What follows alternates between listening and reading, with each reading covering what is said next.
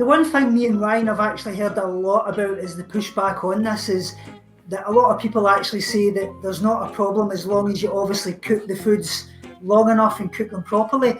But what is the actual science in that? Is that true, or is there still issues with that? So that's true for lectins. Lectins are gigantic protein molecules that need to be soaked. They're in your beans and fruit, but particularly beans and grains. You just soak those beans and grains for 2 to 3 days or more. I mean, the researchers say 3.5 to 4 days, which is like, by then you've got a new plant. I mean, it's not even a bean anymore. It's a sprout.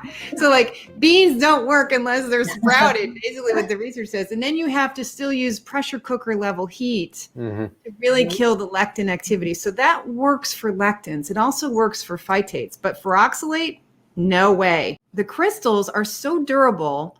They're harder than your teeth, by the way. So, eating them is a corrosive, it's abrasive, it's mechanically damaging to eat a lot of crystals, and can even wear down your teeth.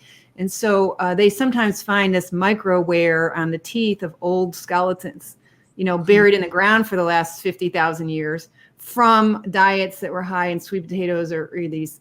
Yeah, the N1 isotope testing, I think that is, isn't it? Well, it's not even the N1 isotopes. It's that these, the little rapide blow darts, these toothpick molecules, they find them, and the plants make different tip shapes and grooves, and there's like 6 kinds of rapide crystals. Now, the ones we tend to eat don't have the grooves and don't have like fancy tips.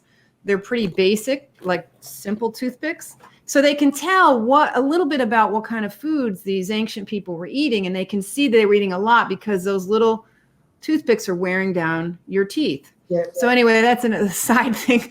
The cooking does not break down a crystal that will last 50,000 years in the ground. Okay, it does not do that. Yeah. Now, there is the ion molecules of the simple individual molecules that's also in the plant.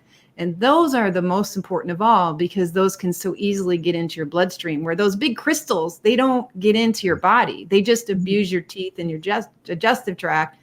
And then they come out with the feces. But it's the little molecules, the ions, that potentially, if you boil foods like broccoli long enough, you can lower the amount of oxalate down to half of what it was and make broccoli pretty safe by leaching out if you throw out the water. But if you're sauteing, you're not throwing out the juices. Yeah. If you're putting it in soup, you usually throw the raw food in the broth and you cook it, and you're preserving all that. So no amount of heat will remove oxalate. And the soaking of the grains, nuts, beans, seeds, and so on may increase the amount of the individual ion molecule, because what you're doing is you're promoting the germination when you soak.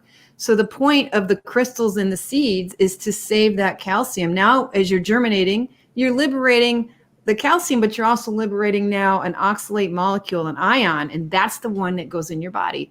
So you're effectively increasing oxalate load when you soak nuts and so on, not reducing them. So people think phytates and oxalate and lectins, they don't have any distinction of these molecules and how different they all are. Oxalate is a very hard molecule to eliminate from food, and it's even harder to eliminate from the body.